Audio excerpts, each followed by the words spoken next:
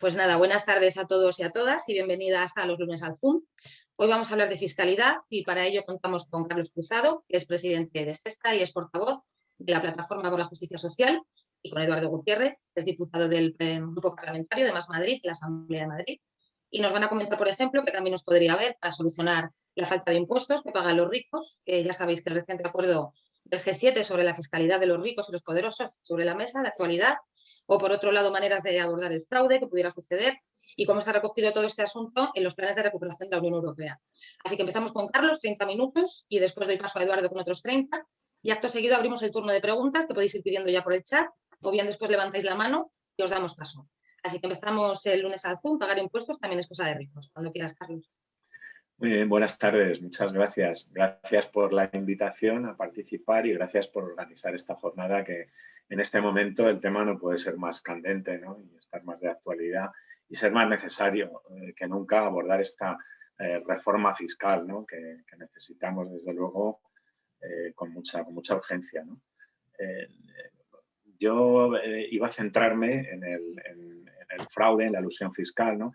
Y en este sentido, comenzaría primero haciendo referencia a la opinión que los ciudadanos reflejan año tras año en el estudio sobre opinión pública y política fiscal que publica el CIS, más o menos cada año, el último en julio del año pasado, en el cual, respecto del fraude, casi el 90% de los ciudadanos opinan que existe bastante o mucho fraude fiscal en España. Y también más de un 60% opinan que la Administración no hace o hace poco o muy poco esfuerzo por combatirlo, ¿no? Otro dato importante, más casi el 80% de los ciudadanos lo que opinan es que el sistema no es justo, que no paga más quien más tiene. Y por último, un porcentaje por encima del 70% opina que no se dedican o que se dedican muy pocos esfuerzos pues, a los distintos capítulos del gasto social, ¿no? A sanidad, a educación, a protección al medio ambiente, en fin, a la seguridad social, a pensiones. Pero lo más llamativo quizá de este estudio es que estos datos, esta opinión de los ciudadanos, es muy transversal.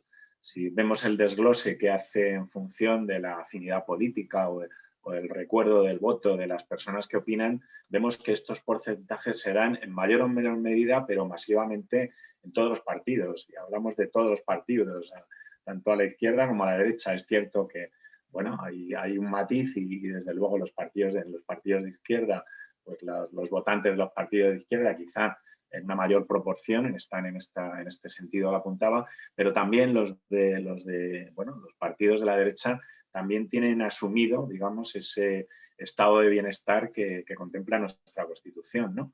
Y desde luego son mayoritariamente, o son mayoría los que opinan también en ese espectro político que el sistema no es justo, que se dedican pocos esfuerzos a un poco gasto a estos capítulos y que hay mucho fraude y hay que combatirlo, ¿no? Por tanto, es algo que hay que tener muy, muy en cuenta, ¿no? Esta opinión, como digo, es transversal. En este sentido y de estas opiniones vemos que los ciudadanos identifican claramente cuáles son los tres problemas que tiene nuestro sistema fiscal. Los tres problemas fundamentales, ¿no? Por un lado, la falta de suficiencia, en cuanto a que opinan que habría que dedicar más recursos al gasto social, básicamente, y en este sentido necesitamos recaudar más.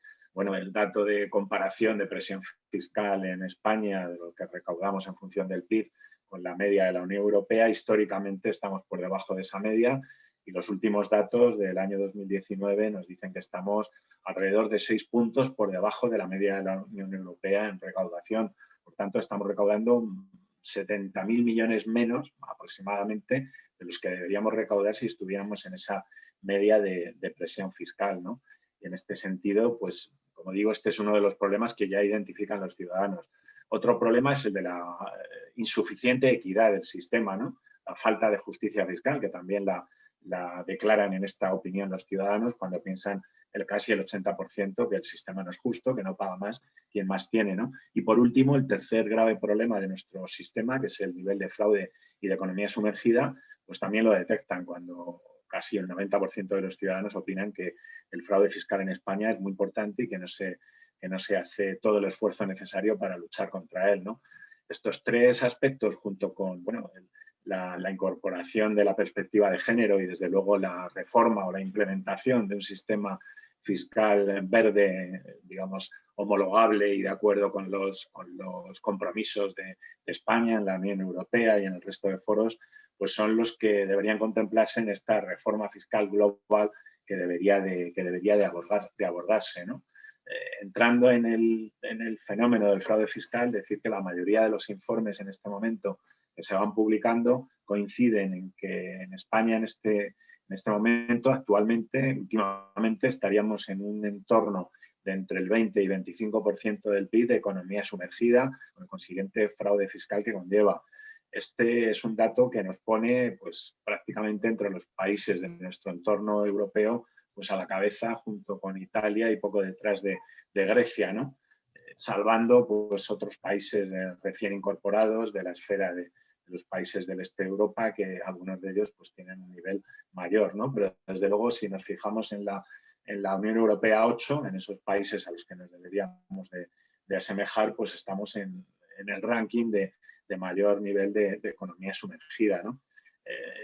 En cuanto a los informes, bueno, el informe de Gesta de mi organización tiene ya unos años, pero lo que situaba el fraude al final de la crisis financiera anterior en un 24,6% del PIB, en una cantidad equivalente a casi una cuarta parte del PIB, ¿no? Y más recientemente, en 2018, el Fondo Monetario Internacional publica un informe comparativo de más de 100 países con un estudio de economía sumergida de los mismos y atribuye a España en el año 2015, que es el último que examina, un 22,01 del PIB, ¿no? Sería la economía sumergida. En este caso, lo que haría sería, o según los datos del fondo, sería triplicar los datos de Alemania, que estaría en torno al 7%, duplicar los de Francia, que estaría en torno al 12%, y desde luego pues estaríamos incluso por encima del nivel de la media de la Unión Europea, de la Unión 27, ¿no? A pesar de esto, bueno, sorprendentemente, en el plan de recuperación, en el componente 28 del plan de recuperación, el componente 27 del plan de recuperación enviado a Bruselas recientemente, al hablar de la economía sumergida, del fraude fiscal, bueno, se remite de alguna manera al plan plurianual, al plan estratégico de la agencia tributaria para el periodo 2020-2023, donde sorprendentemente lo que podemos ver es que se habla de un nivel de economía sumergida que estaría por debajo del 7%, se habla del 6 y pico por ciento después de desprestigiar los estudios sobre economía sumergida. Sin embargo, este plan que publica la agencia tributaria pues hablaría en base precisamente a los datos del Fondo Monetario Internacional, a los que me refería de 2018, y con una serie de ajustes que realizan, pues hablarían de que el fraude o la economía sumergida estaría en torno a un 7%. Esto ya es contradictorio con este informe del Fondo Monetario, pero también es contradictorio con el informe España 2050 que se acaba de publicar, de hacer público hace un par de semanas o 3 semanas, y en el cual se habla o se cifra en un 20% la economía sumergida en este momento en España. En ese plan se habla de reducirlo para 2050 al entorno del 10%, que sería el equivalente al de los países de nuestro entorno, y se fija para 2030 un objetivo de rebajarlo hasta el 15%, ¿no? Para nuestro diferencial, en realidad, con el fraude, con la economía sumergida de la Unión Europea, obedece básicamente a dos motivos, a dos cuestiones. Por un lado, el cumplimiento tributario y, por otro, el nivel de conciencia fiscal, ¿no? En cuanto al cumplimiento tributario, o mejor dicho, al control tributario, tenemos que decir que nos separa de la media de la Unión Europea y también de la OCDE. En cuanto a efectivos de la agencia tributaria, de la administración tributaria, tenemos un diferencial muy importante. Tenemos la mitad de efectivos que la media de la Unión Europea y también que la media de los países de la OCDE. El último dato que publicaba la OCDE nos decía que en España habría un empleado de la administración tributaria por cada 1.900 contribuyentes, y ese dato en media en la OCDE y en la Unión Europea es muy similar y estaría en torno a los 900. Por lo tanto, tendríamos la mitad de efectivos, y en este sentido no es extraño que tengamos el doble de economía sumergida, al menos de los países pues, a los que nos tendríamos que asemejar, ¿no? En este sentido, en el control fiscal no solamente nos separa de la mayoría de los países de nuestro entorno ese bajo nivel de efectivos, sino también el reparto digamos, de competencias. En la agencia tributaria, pues las competencias respecto de la lucha contra el gran fraude, contra los grandes contribuyentes y contra las grandes empresas, está muy residenciada en un colectivo de funcionarios muy pequeño. De hecho, nosotros venimos planteando la necesidad de que se habilite a los técnicos de Hacienda con mayores competencias precisamente para abordar ese cambio o ese desplazamiento de la lupa que debe hacer la agencia tributaria del control de los perceptores de rendimiento de trabajo, de autónomos, de pequeñas empresas, precisamente hacia las grandes empresas y las grandes fortunas. Esto es algo que se contempla en la ley o en el proyecto de ley de prevención del fraude, al que ahora me referiré, que está ahora mismo en tramitación en el Senado. Se contempla en la exposición de motivos esa necesidad de reforzar el control de las grandes fortunas y de las grandes empresas, pero sin embargo echamos en falta en este proyecto pues, medidas respecto de precisamente dotar de mayores efectivos a la agencia tributaria y de mayores competencias a los técnicos. En este sentido, este proyecto de ley que ha pasado el filtro del Congreso, se ha aprobado en la Comisión de Hacienda del Congreso, pues tanto el Ministerio de Hacienda, que en definitiva es quien marca esa pauta, como el Grupo Socialista, pues han negado, han rechazado pues, enmiendas en este sentido planteadas por varios grupos. Concretamente, por Más País se presentaban un par de enmiendas relativas a esta cuestión de los efectivos y de las competencias de los técnicos que han sido rechazadas. También se han rechazado otras enmiendas relativas a criterios o a una mayor implementación de una coordinación más efectiva entre la agencia estatal y las agencias o las administraciones tributarias autonómicas, cuestiones relativas a la necesidad de dotar de un mayor periodo de prescripción a las infracciones tributarias para equipararlas a las infracciones penales y, por tanto, bueno, pues poder, digamos, investigar en mayor medida esos posibles delitos fiscales, primero en la vía administrativa. Bueno, y una serie de enmiendas que, como digo, presentaba por un lado Más País, por otro Esquerra Republicana de Cataluña, y que, sin embargo, no han sido admitidas por el Grupo Socialista y no se han aprobado, ¿no? Sí que se ha aprobado una medida que consideramos importante, una enmienda que consideramos importante, que también presentaban estos dos grupos y que se refieren a la necesidad o a la posibilidad de que se realicen estudios de economía sumergida oficiales por parte del Ministerio de Hacienda. Esto, bueno, pues digamos que con el voto del Partido Popular, incluso de Vox, pues y el voto en contra del Grupo Socialista se llegó a sacar con el voto de toda la oposición y con el voto de los grupos que apoyan al gobierno en este momento, ¿no? En definitiva, bueno, esto digamos sería un resumen, ¿no?, de los problemas que respecto del control fiscal tenemos en nuestro país, pero hay otra cuestión que también nos separa, que me refería antes de este nivel de economía sumergida en la Unión Europea, que es el de la baja conciencia fiscal, ¿no?, de los ciudadanos españoles. Esto no obedece a ninguna razón geográfica, como se dice a veces, ¿no?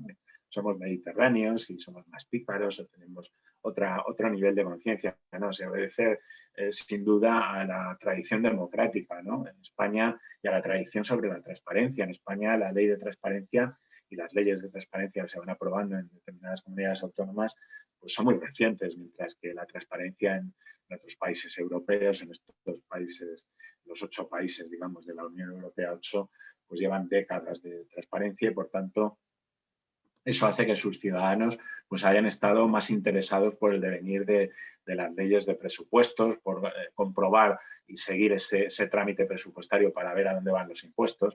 En España, digamos que no ha habido mucha preocupación, quizá desde la crisis financiera en los últimos años sí se ha empezado a preocupar algo más el ciudadano por dónde van, por cuál es el destino de nuestros impuestos, pero realmente podemos decir que ha habido cierta despreocupación, sobre todo en el sentido de entender los ciudadanos que, bueno, ha habido un nivel de corrupción importante y desde luego de despilfarro también, y en ese sentido, bueno, pues desde luego esa lucha contra la corrupción y ese control del gasto público creemos que es muy importante para elevar esa conciencia fiscal de los ciudadanos, ¿no?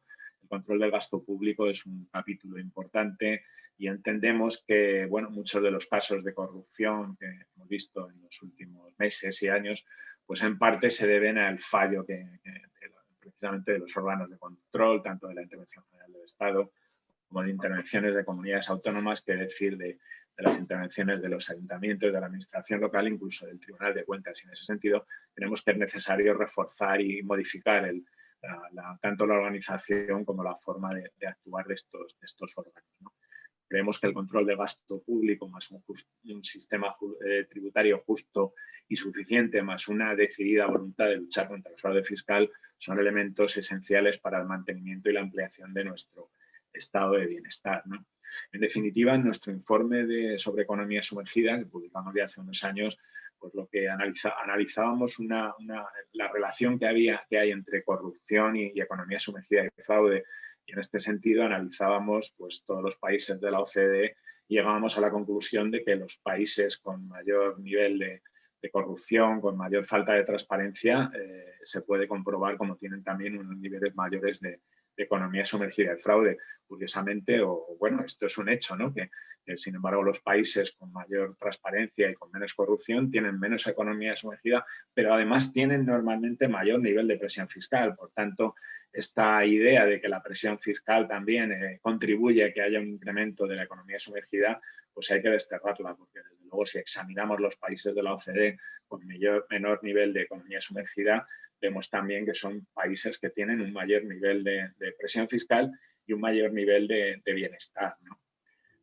En este sentido, bueno, tendríamos que hacer referencia también a la falta de ejemplo de las élites políticas y económicas y empresariales en nuestro país, que sin duda han influido también e influyen en ese bajo nivel de conciencia fiscal de los ciudadanos, ¿no?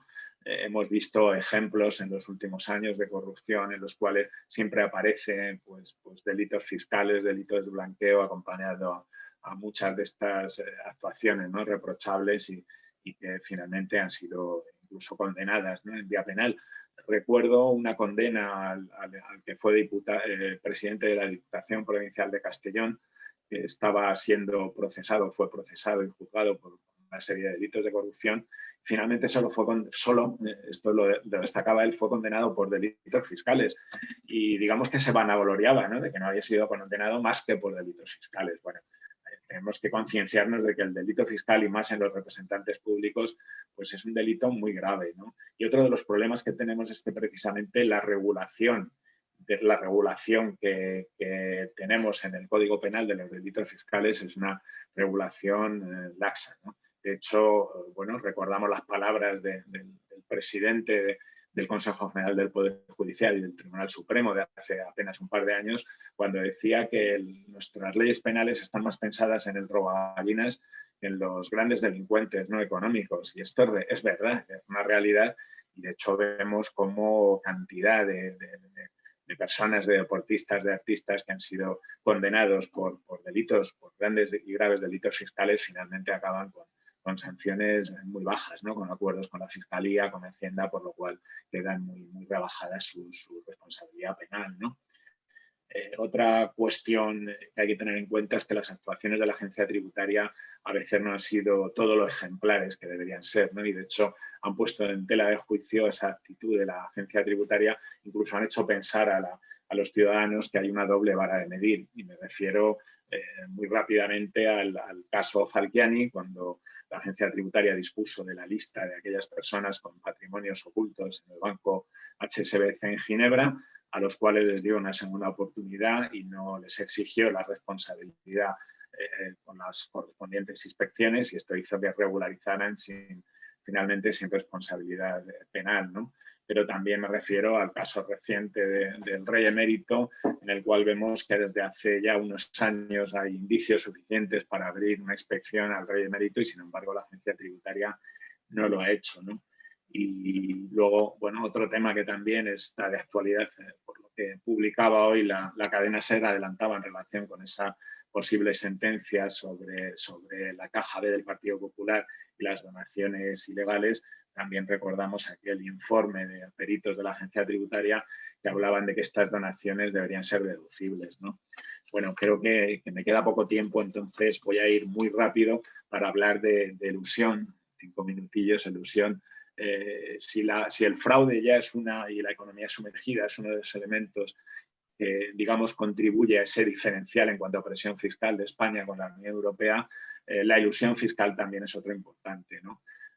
Aznar hace ya unos años y muy recientemente el presidente actual, lo que nos decían era que los ricos no pagan impuestos sobre la renta. Y es verdad, pero también es verdad que no solo no pagan impuestos sobre la renta, sino que no pagan, de acuerdo con su capacidad económica, otros impuestos como el impuesto del patrimonio, el impuesto de sucesiones y desde luego el impuesto de sociedades, ¿no? En el impuesto de patrimonio, solo un dato en relación con Madrid, y es que, bueno, al estar bonificado al 100% el impuesto, ocurre que la mitad de los 6.500 declarantes que podríamos denominar ricos de más de 6 millones de euros en España, la mitad no pagan el impuesto porque están residiendo en Madrid.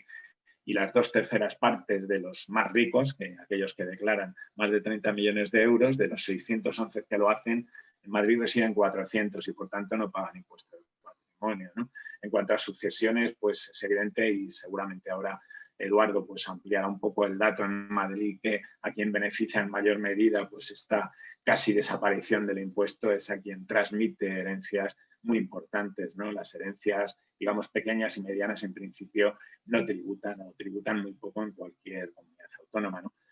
Voy a acabar muy rápido porque creo que se me va el tiempo con el impuesto de sociedades y esta noticia actual de estos días a la que estamos asistiendo, de que el G7 tendría un acuerdo ya para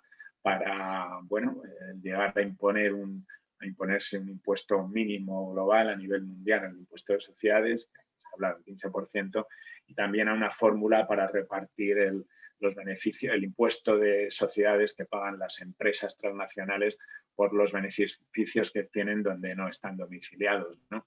Bueno, es un paso importante porque puede suponer el inicio de un cambio de paradigma en el impuesto de sociedades, pero digamos que es un paso pequeño y que desde luego hay que estar muy atentos a lo que posteriormente la letra pequeña del acuerdo, si se lleva a cabo en la OCDE, se nos diga, ¿no? Solo un dato en relación con el impuesto de sociedades.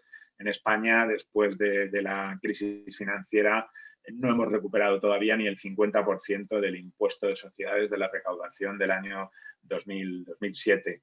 Sin embargo, el resto de impuestos, por supuesto que se recuperaron y están en porcentajes muy superiores, ¿no?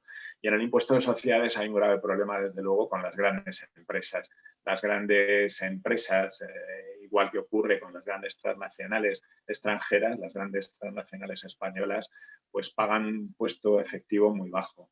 Estamos hablando de que la agencia tributaria viene publicando que en el periodo 2007, 2009, 2016, el impuesto medio que pagaron efectivo estas grandes matrices está en torno al 15% al 5% frente al 15% que pagaban las pymes.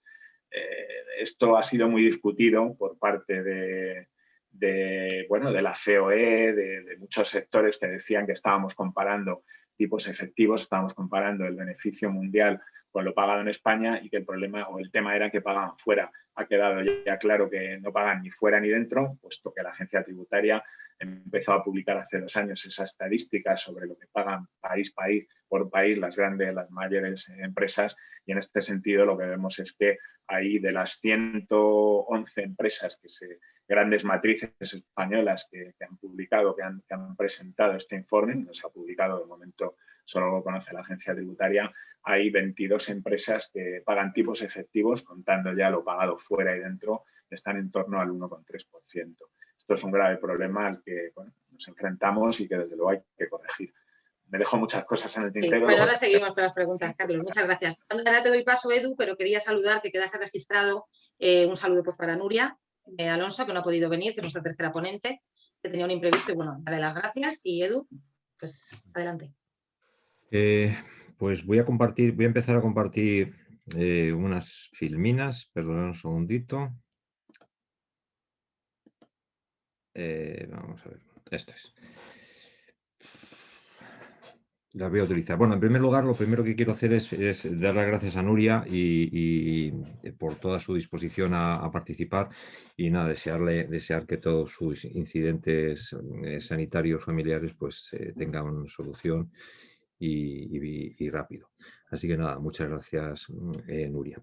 Bueno, lo primero que yo lo que voy a hacer es repasar un poco la situación fiscal específica de la Comunidad de Madrid, que con una serie de datos y también abordando también qué implica que Madrid tenga una fiscalidad muy baja, sobre todo para los grandes patrimonios y las grandes riquezas. Por parte de la derecha y por parte del Partido Popular continuamente se habla de que Madrid no es un paraíso fiscal y bueno, lo cierto es que se acumulan testimonios de personas y organismos internacionales y comunidades autónomas que ponen de manifiesto que efectivamente Madrid hace dumping fiscal y realmente ofrece unas condiciones de fiscalidad para los grandes patrimonios, sobre todo, y también para las grandes empresas inmobiliarias, que son excepcionales y absolutamente desconocidos en el resto de las comunidades autónomas, por lo menos en su dimensión y intensidad. El mismo secretario general de la OCDE pues, ha salido a pasos en el reciente informe que han hecho sobre la situación económica española, sobre el tema del paraíso fiscal que es la Comunidad de Madrid y que efectivamente crea distorsiones a todos los niveles y sobre todo a niveles de provisión de bienes públicos. Nosotros resaltamos muchísimo en la Asamblea de Madrid que los primeros perjudicados, y lo veremos luego cuando veamos cuál es el gasto en servicios públicos esenciales en la Comunidad de Madrid, que los primeros perjudicados de que Madrid sea un paraíso fiscal son los propios madrileños. No solamente supone un agravio para el resto de las comunidades autónomas que pierden ingresos fiscales porque mucha riqueza y muchos grandes fortunas fijan su sede en la Comunidad de Madrid y por lo tanto no pagan impuestos en el País Valenciano, en Cataluña o en Asturias o en Galicia o en el resto de las comunidades autónomas, donde probablemente también residen gran parte del año. Y es cierto que pierden ingresos, pero los que más perjudicados están por la competencia y la bajada fiscal madrileña somos los propios madrileños, que vemos como muchos servicios públicos no están prestados en el nivel y la intensidad y extensión que debería. Bueno, el hueso fundamental de los ahorros fiscales de la Comunidad de Madrid suman en el periodo que va de 2004 a 2019 del orden de 48.000 millones. Este cuadro que está ahora, que espero que estéis viendo, es un cuadro que ha facilitado la propia comunidad autónoma a un medio de comunicación muy conocido, la SER, pero en el país, y que, bueno, pues que ha sido publicado. Como podéis ver, pues suman muchísimos millones, miles de millones en el periodo que abarca el cuadro, que son 15 años. Y ahí también podéis ver, y os leo los acrónimos arriba de la cabecera: impuesto de renta a las personas físicas, que como veis pues, son del orden de 870 millones al año las reducciones fiscales; el impuesto de sucesiones y donaciones, que son 2.630 millones en el 2019 de rebajas fiscales; en el impuesto de transmisiones patrimoniales, que luego lo comentaré de una pincelada rápida; y en el impuesto sobre el patrimonio. Como veis, del total de rebajas fiscales, que al año pueden ser en torno a los 5.000 millones, 4.500 millones, oscilan un año con otro, el hueso fundamental de esas rebajas están en el impuesto de sucesiones y donaciones, que luego más adelante veremos quién se lleva la parte del león de estos 2.500 millones en términos redondos. En el impuesto sobre la renta de las personas físicas hay unas rebajas que son básicamente en la tarifa que pagamos todos sobre la base imponible. Para los que no sepan, en el IRPF hay dos tarifas: una tarifa estatal, que puede fijar el 50% del tipo que se aplica sobre el que se gana cada año, y un 50% que lo aplica la comunidad autónoma. La tarifa de la Comunidad Autónoma de Madrid es la única comunidad autónoma que tiene rebajada esa tarifa en 0,5 puntos porcentuales en todos los tramos de las bases imponibles. El resultado es que actualmente, en el supuesto caso de que se aplicasen una reducción que ha anunciado Ayuso y el Partido Popular en esta legislatura, se recaudarían 875 millones menos de lo que están recaudando en equivalentes condiciones las otras comunidades autónomas, o en este caso en la Comunidad Autónoma de Madrid, por el Estado, ¿no? Como podéis ver, el grueso de las rebajas son crecientes y se acumulan en los tramos superiores, ¿no? Este gráfico muestra cuál es el impacto por niveles, que son los que están aquí abajo, los niveles de base imponible, de la renta que se declara, y que, como podéis ver, pues es aproximadamente la rebaja fiscal en el IRPF es de unos 272 euros la rebaja media, pero claro, ¿qué ocurre? Esto esconde que las personas que tienen rentas y declaran rentas superiores a 600.000 euros, pues tienen rebajas de 17.000, 18.000 cada año. Y en el caso de más de 150.000, de 3.000, es decir, hasta 10 veces más. Esto es muy importante y luego también lo resaltaré porque el Partido Popular y la derecha esconde detrás de rebajitas fiscales para todos los madrileños, rebajas inmensas y millonarias para un grupito. Es decir, ellos no rebajan los impuestos para los ricos, sino que rebajan los impuestos para todos, pero los rebajan de una forma, a través de bonificaciones en la cuota, es decir, lo que se va a ingresar es bonificado al 99% o al 100% en muchos impuestos. ¿Y qué ocurre? Pues que los ricos, lógicamente, esa bonificación les ahorran miles de millones de euros en cada uno de los impuestos. Es decir, que ojo con que ese argumento que nos dicen continuamente de estamos rebajando los impuestos a todo el mundo. Sí, es cierto a todo el mundo, pero el problema es que detrás de esas rebajitas están haciendo rebajas millonarias a muchas grandes fortunas. Las deducciones en la Comunidad Autónoma de Madrid, fijaros que se les aplican aquí arriba del todo total de deducciones autonómicas del orden de 368.000 declaraciones de la renta.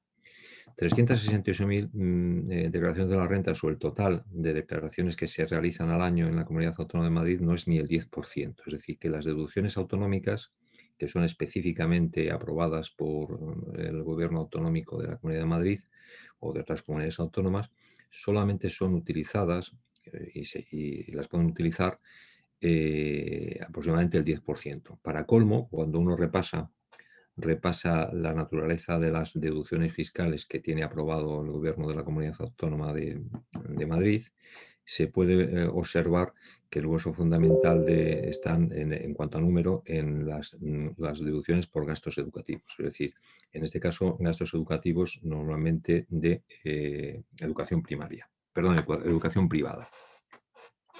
Es decir, que aquellos tramos de renta que más renta tienen y que por lo tanto pueden hacer gastos educativos privados, pues son los que paradójicamente se aprovechan de las deducciones fiscales. Algo que va contra el propio sentido de una deducción fiscal, que es que tiene que ser progresiva, es decir, que afecta a los colectivos más vulnerables y que por lo tanto sean los que más uso hacen de ese tipo de deducciones fiscales. De todas formas, en Más Madrid,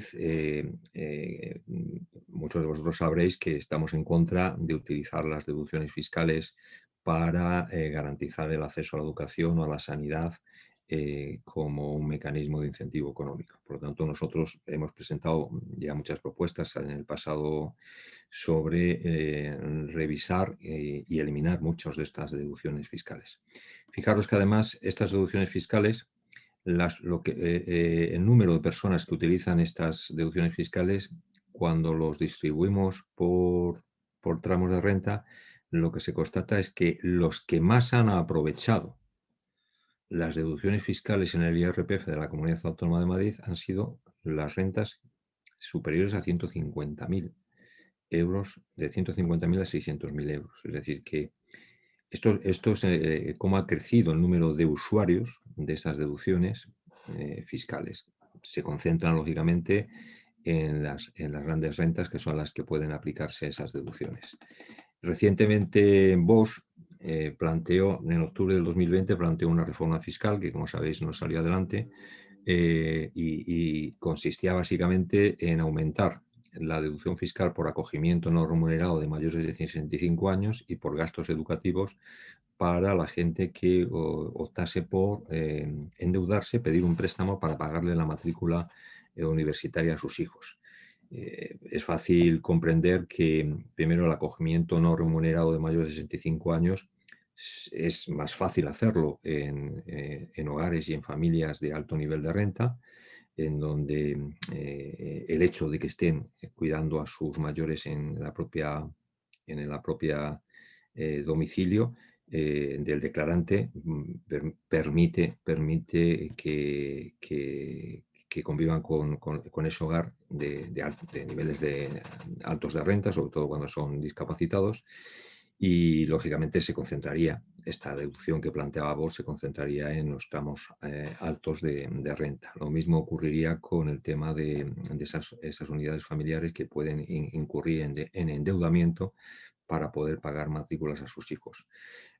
No ha salido aprobada, de hecho no creemos que salgan adelante, pero bueno, hay que tenerla en cuenta. Fijaros que en cualquier caso todo el tema de deducciones fiscales son muy regresivas y la prueba está no solamente en las deducciones autonómicas, sino que, por ejemplo, la IREF, en un reciente estudio que hizo de cómo funcionan y de si realmente son eficaces las deducciones fiscales en el IRPF ya estatal, llegaba a las siguientes conclusiones respecto de las deducciones por vivienda, ¿no? Decía que era necesario reformular las deducciones fiscales por inversión en vivienda y por arrendamiento de vivienda, porque al final los beneficiarios de esta deducción fiscal no eran los colectivos que más necesitaban apoyo público. Con esto, lo que estamos diciendo es que sería necesario, lógicamente, revisar todas las deducciones fiscales autonómicas y hacer una evaluación de a quién están beneficiando. Así lo hemos intentado hacer en la Asamblea de Madrid y planteamos el 18 de diciembre que se hiciese una evaluación por parte de la IREF de las deducciones y bonificaciones fiscales autonómicas, pero PP y Vox y también Ciudadanos entonces se negaron a que la IREF, que es una organización independiente, hiciese esa evaluación. La pregunta es, ¿a qué temen estos grupos sociales? ¿Tienen miedo de saber quiénes son los auténticos beneficiarios de las rebajas fiscales de Madrid? Casi seguro que la contestación es que sí. No obstante, como somos muy tozudos y insistentes, planteamos de nuevo la evaluación, en este caso ya por la Cámara de Cuentas, y conseguimos sacar adelante. Con lo cual, entendemos que dentro de un año o 2 años, la Cámara de Cuentas de Madrid tendría que emitir un informe que ponga de manifiesto quiénes son los beneficiarios de las rebajas fiscales. Ya podemos anticipar lo siguiente. Este gráfico, como podéis ver, habla de varios millones de personas, de 3 millones y pico de personas, que son los beneficiarios de las rebajas fiscales en el periodo 2004-2019 y que, como decía al principio de mi intervención, pues las rebajas son para todos los madrileños. Sin duda alguna, todos los madrileños ven sus impuestos rebajados. Lo que ocurre es que cuando pasamos del total de beneficiarios de las rebajas fiscales que hay en la Comunidad de Madrid, donde 3.300.000 declarantes de IRPF tenemos una rebaja fiscal pequeñita de 200 euros en promedio, en el impuesto de sucesiones y donaciones anualmente aproximadamente hay unos 200.000 que se benefician de las rebajas fiscales y en el impuesto sobre el patrimonio hay del orden de 17.000 que se aprovechan de las rebajas fiscales que hay en el impuesto sobre el patrimonio. En el caso del impuesto de sucesiones y donaciones son del 99% de la cuota que finalmente habría que ingresar y en el impuesto sobre el patrimonio del 100% de la cuota que tocaría ingresar.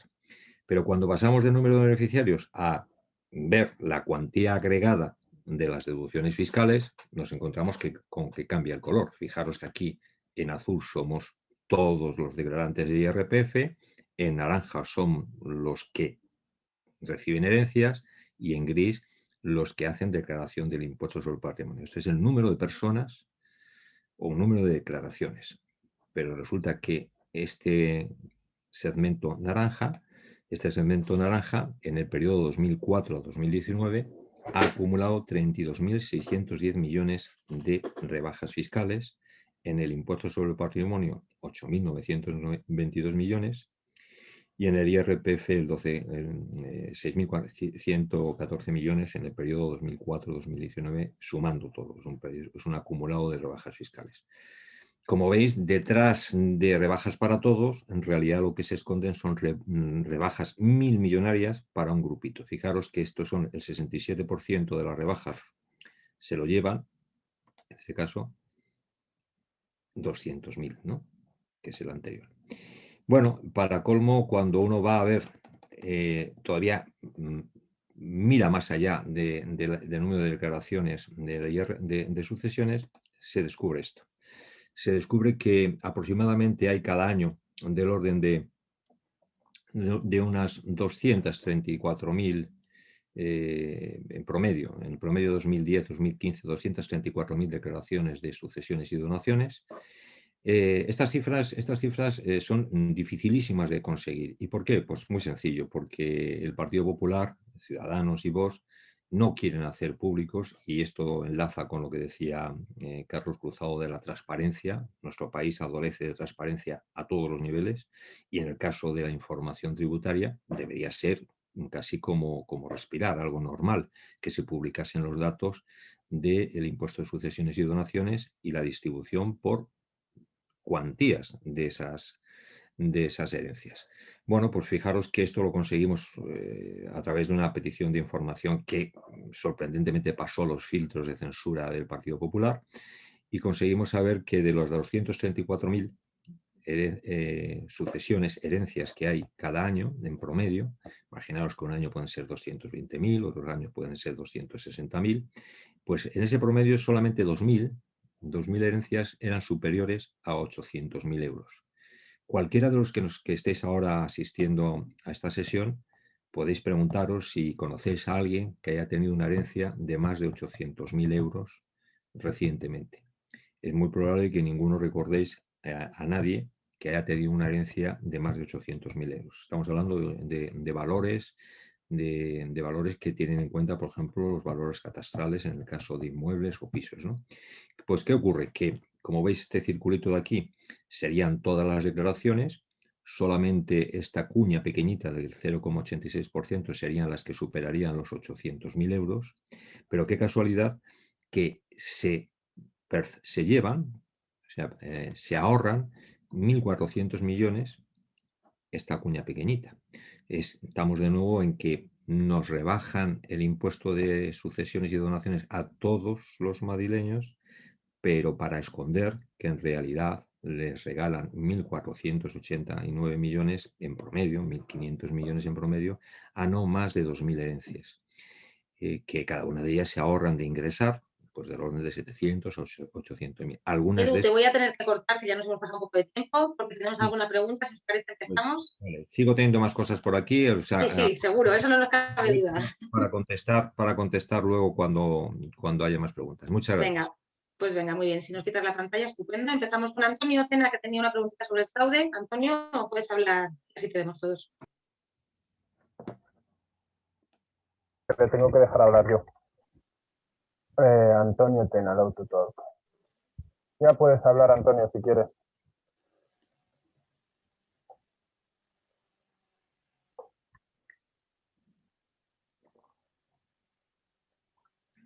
Antonio. No parece que esté. Pues no. Había dejado una pregunta por escrito. Ahora parece que se me puede escuchar, ¿no? Sí. Sí.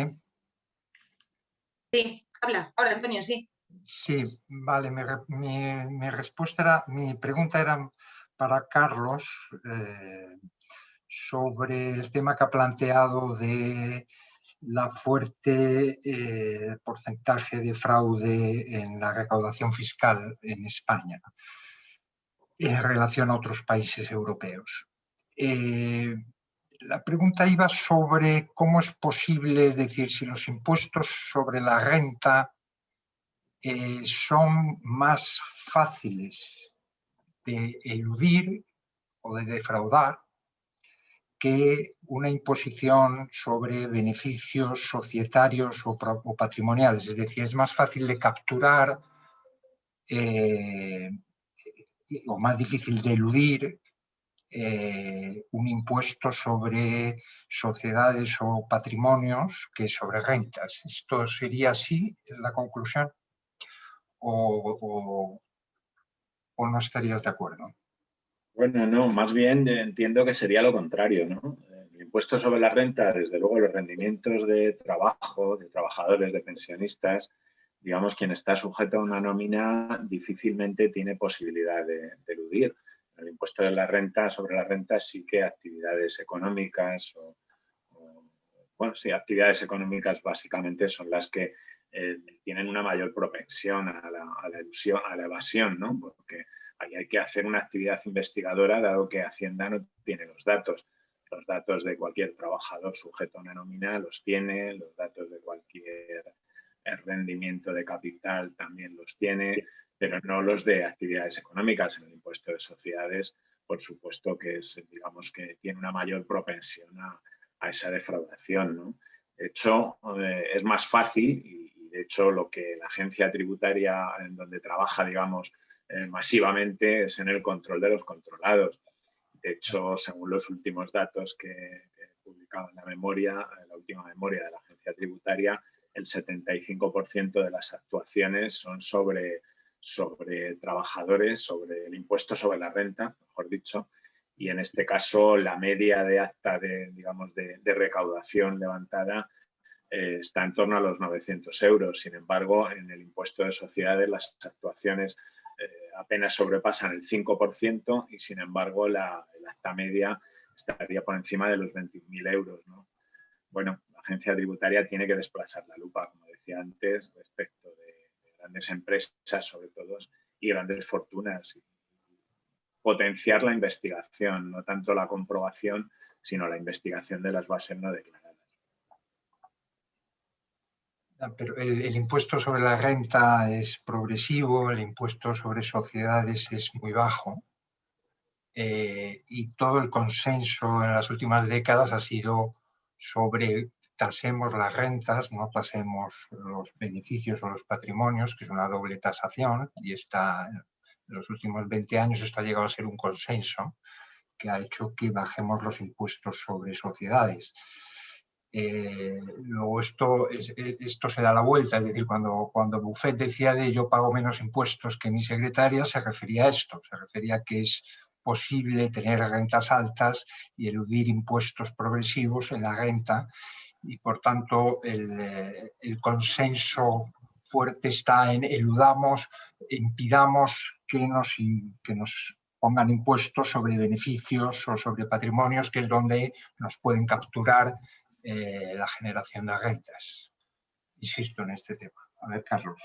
Sí, bueno, este tema, en realidad el cierto consenso neoliberal que ha habido durante muchos años, a raíz de, bueno, desde prácticamente principios de los años 80, con las políticas de Reagan en Estados Unidos y de Thatcher en Reino Unido, iban en la línea de ir sustituyendo imposición directa por indirecta. Y dentro de la directa, ir sustituyendo en las rentas la imposición a los rendimientos de capital por la imposición a los rendimientos de trabajo. Esta ha sido la tónica a la que hemos asistido durante los últimos años y con esa caída de gravamen en el impuesto de sociedades en España en los últimos años hemos pasado, hablando de tipos nominales, no efectivos, pero hemos pasado del 35% al 30% y luego al 25%. Esto ha sido algo que ha ocurrido en la mayoría de los países de nuestro entorno con esa competencia por atraer empresas, ¿no? En Europa, pues Irlanda se lleva la palma en ese sentido, sabéis que tiene un 12,5% del impuesto entre sociedades, pero bueno, esto es algo que empieza a tambalearse porque ya en el año 2017, hace ya 5 años, que el Fondo Monetario Internacional, nada menos, empieza a hablar de la necesidad de recuperar la progresividad como concepto en los sistemas impositivos. La progresividad estaba muy mal vista también en este mismo esquema y se decía que lastraba el crecimiento económico. Ahora resulta, el Fondo Monetario Internacional, en su monitor fiscal de octubre de 2017, nos dice que esto no está demostrado, que más bien es lo contrario, que no hay evidencia de que esto ocurra y que lo que está ocurriendo en los últimos años es que el incremento de las desigualdades, en parte también, digamos que en parte por esta rebaja de la fiscalidad directa, pues lo que está produciendo es un problema económico, no solo político y social, y en ese sentido hay que dotar de mayor progresividad a los sistemas, hay que incidir algo más en la imposición directa precisamente para luchar contra ese problema de desigualdad, ¿no? Por tanto, bueno, en esas estamos. Las declaraciones de la OCDE en los últimos meses también respecto de la necesidad de gravar pues los rendimientos de patrimonio, los patrimonios, la riqueza, las mayores rentas. El Fondo Monetario Internacional ya nos viene diciendo que hay que gravar en mayor medida a los perceptores de mayores rentas. Estoy hablando del Fondo Monetario Internacional, de la OCDE, que en fin, son un poco sospechosos o que más bien han mantenido teorías muy liberales, ¿no?, durante muchos años. Sin embargo, parece que empiezan a cambiar las cosas, no solo en el impuesto de sociedades, sino en general en la necesidad de gravar también la riqueza. Vale, pues damos la palabra ahora a Álvaro, que quería hacer una pregunta. Gracias. Yo quería preguntaros sobre todo sobre también lo que ha apuntado un poco Carlos al principio del acuerdo de sociedades que ha habido en el G7 y sobre todo de cómo van a hacer para implementarlo para que ese mínimo se aplique a todas las empresas, a todas las empresas en este caso nacionales, aunque haya países, por ejemplo Irlanda o Holanda, que decidirán decir que no les apetece aplicarlo. ¿Qué mecanismos tienen los países para hacer que esas empresas tengan que pagar aunque esos países no quieran cooperar?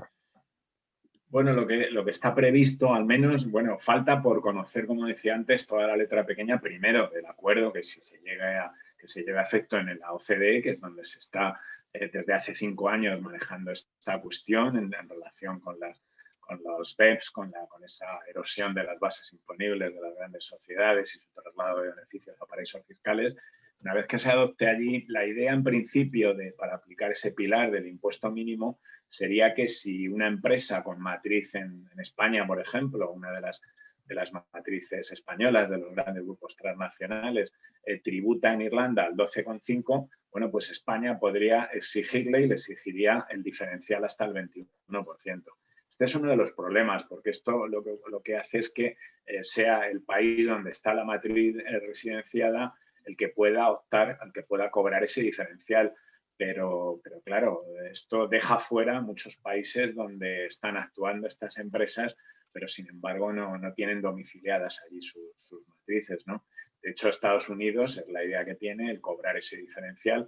Ellos hablaban del 21% y bueno, la idea es que van a cobrar a las matrices, a las empresas americanas, ese diferencial si es que están pagando impuestos en Irlanda o en las Islas Caimán.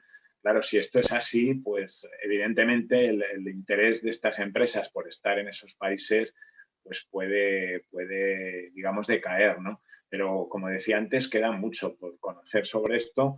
Hay que conocer si ese tipo de impuesto, ese impuesto mínimo va a ser sobre beneficio contable o va a ser sobre bases imponibles, lo cual complicaría mucho las cosas y rebajaría mucho las posibilidades de recuperación. Perfecto, pues muchas gracias. Nacho, te damos la palabra. Hola, buenas. ¿Se me escucha bien? Sí. Hola. Sí. Sí, yo tenía una pregunta para Carlos. Primero, muchas gracias a los dos por las ponencias y tenía la primera pregunta, iba por el tema de la competencia fiscal que hay en la Unión Europea.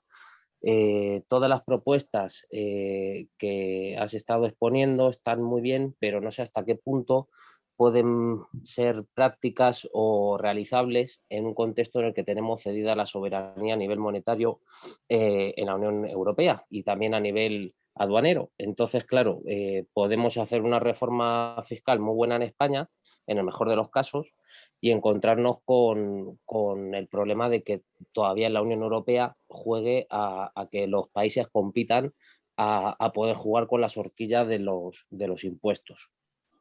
Eso por un lado. Después te pregunto la segunda. Vale, pues evidentemente es uno de los problemas que tenemos en la Unión Europea, la falta de armonización de la imposición directa, al contrario que la indirecta, que sí que está armonizada. Tenemos una directiva del IVA, de impuestos especiales. En los impuestos directos no hay armonización y de ahí ese problema, ¿no? Hay países como Irlanda, como Países Bajos, como Malta, Luxemburgo, que se vienen aprovechando y están haciendo esa competencia fiscal a la baja. Y sin embargo, bueno, pues como consecuencia de la regla de la unanimidad para modificar o para llegar a acuerdos en relación con este tema, pues seguimos ahí enrocados, ¿no? Por eso esta solución a nivel global, si se lleva a cabo en la OCDE, pues puede suponer un paso en ese sentido para evitar que estos países sigan con la competencia. Hay otra cuestión, y es que el otro día, hace unos días también se hablaba de ese acuerdo que se había alcanzado en las instituciones europeas para que las grandes empresas transnacionales tengan que publicar su información de país por país, de lo que pagan en cada país, de los empleados que tienen, de los activos. Esto ahora las empresas de más de 750 millones de cifra de negocios tienen que emitir esos informes, pero no son públicos, los emiten a las distintas agencias tributarias. A partir de ahora van a tener que hacerlos públicos si se lleva adelante esta directiva. El problema es que se va a quedar corta porque solamente va a afectar o van a tener que dar información de los países dentro de la Unión Europea y de los que están en la lista de paraísos fiscales europeos, son 12 países nada más, ¿no? Y del resto del mundo no vamos a tener información. Pero en ese sentido sí tendremos información de lo que pagan en Irlanda, en Países Bajos, en Luxemburgo y bueno, pues es un paso, puede ser importante.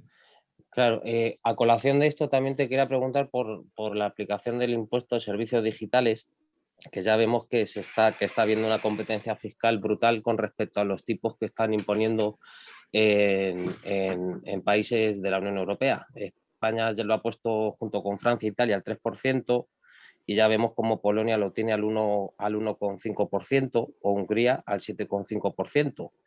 Y por otro lado, una de las soluciones que se están viendo es tratar de aumentar los controles para controlar todos los informes derivados de estos servicios que van de alguna manera a permitir gravar las actividades económicas y comerciales por país, independientemente de la residencia, pero nos encontramos con la paradoja que has apuntado al inicio, con el tema de que en España particularmente tenemos una agencia tributaria con poco personal.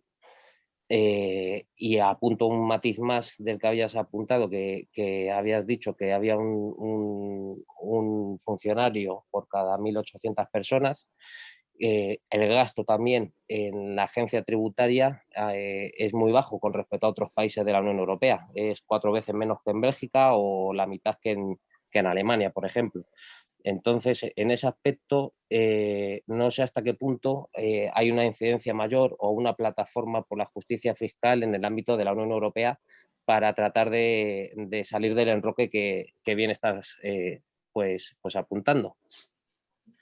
Bueno, en la primera parte de la pregunta, el problema precisamente, uno de los problemas de que se acuerde, bueno, esto que acuerda el G7 ahora y que se llegue a acordar en la OCDE, es que el impuesto a los servicios digitales desaparecería. Una vez que se adopten estos dos pilares en la OCDE, el del impuesto mínimo de sociedades global y el del reparto de ese porcentaje de los beneficios en función del país donde se obtienen, estos impuestos, tanto en España como en el resto de los países de Europa que lo han impuesto unilateralmente, desaparecería. Con lo cual, si ese acuerdo se adopta este año, bueno, ahora se va a cobrar el primer pago de este impuesto, pero este impuesto tendría que desaparecer. Y por eso me refería antes al hecho de que quizá España pueda recaudar menos como consecuencia del acuerdo que se adopte que esos casi 1.000 millones que se esperaba recaudar por el impuesto a los servicios digitales, ¿no? En cuanto a la segunda parte, no hay una plataforma a nivel europeo, pero sí hay distintas organizaciones de la sociedad civil que son muy potentes en Reino Unido, en otros países, en Estados Unidos, y con las cuales también la plataforma por la justicia fiscal o las plataformas por la justicia fiscal en España, pues tenemos también cierta relación, ¿no? Pero como tal no hay una plataforma, digamos, a nivel mundial, aunque hay organizaciones muy potentes que vienen desde hace tiempo luchando por modificar este sistema y el impuesto de sociedades tal y como está configurado. Gracias, Carlos, y gracias, Nacho. Tenemos que pasar a otra persona. Antonio, que le quería hacer una pregunta a Eduardo acerca del impuesto de transmisiones, porque es fijo y no es variable, pero le doy paso a Antonio. Sí, bueno, ya es lo escrito, es saber sobre el impuesto de transmisiones patrimoniales en Madrid, que lo he pagado recientemente al 6%, me ha sorprendido que fuera fijo, digamos, y no sé cuál es la base, supongo que es la base de que un impuesto de este tipo sea fija y no sea progresiva, ¿no? Bueno, la razón es una decisión política, efectivamente, por parte del gobierno del Partido Popular, que fija un impuesto de transmisión patrimoniales del 6% sobre un importe, el importe de las imponibles sin que sea progresivo. Es más, se da la paradoja que se conoce muy poco, vamos, la paradoja, la singularidad extrema de que se conoce muy poco que las empresas inmobiliarias tienen un impuesto de transmisiones patrimoniales todavía más reducido que los particulares en la Comunidad de Madrid. El argumento que expone el Partido Popular cuando se lo hemos echado en cara diciendo que cómo es posible que encima paguen menos las inmobiliarias es que de esa manera se facilita la actividad inmobiliaria y por lo tanto la oferta inmobiliaria en Madrid aumenta la actividad y genera mayor oferta de vivienda y de oficinas. Ese es un caso absolutamente singular, que el impuesto de transmisiones patrimoniales en Madrid, las inmobiliarias, esté por debajo de los particulares, ¿no? Y bueno, efectivamente, tendría que ser progresivo porque forma parte de un principio constitucional, pero mientras no tengamos suficiente músculo electoral y parlamentario, no vamos a poder modificar ese tipo de cosas. Que el impuesto de transmisiones patrimoniales también en la Comunidad de Madrid está por debajo del nivel de promedio del resto de las comunidades autónomas. Vale, perfecto. Pues damos la última palabra a Nacho y luego cierra Álvaro otra pregunta y ya os podéis despedir y ya despedimos todo. Muchas gracias. Ahora sí, y la última pregunta que va a colación con el tema de... Hola. Se quiere colar un momentito, Nacho, que se quiere colar Álvaro, espera. Vale, vale. Es que me quería colar porque no quería cerrar, porque quiero plantearos que tenemos el formulario de evaluación del evento y quiero plantearoslo antes del cierre para que no os vayáis todos antes de rellenar el formulario del evento. Por eso me cuelo, lo siento, Nacho. Nada, tranquilo.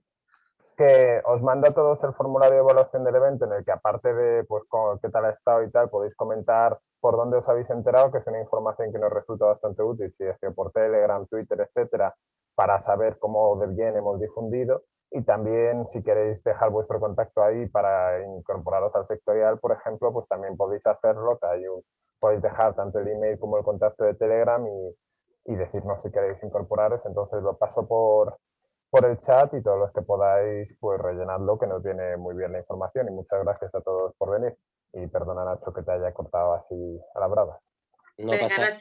No pasa nada. La última pregunta también a colación con el tema de las necesidades de personal de la agencia tributaria para Carlos Cruzado sería, más allá de que el cuerpo superior técnico no haya salido adelante, si se plantean otras estrategias para poder convencer a la mayoría del arco político actual, como por ejemplo que haya una reestructuración de la agencia tributaria y se modifiquen los departamentos para que no solamente haya un objetivo prioritario que sería recaudar a través de los microcontribuyentes o a través de los medios de los contribuyentes medios, sino que hacer un departamento exclusivamente para las grandes fortunas, donde esté integrada, por ejemplo, toda la parte aduanera de transacciones financieras y demás.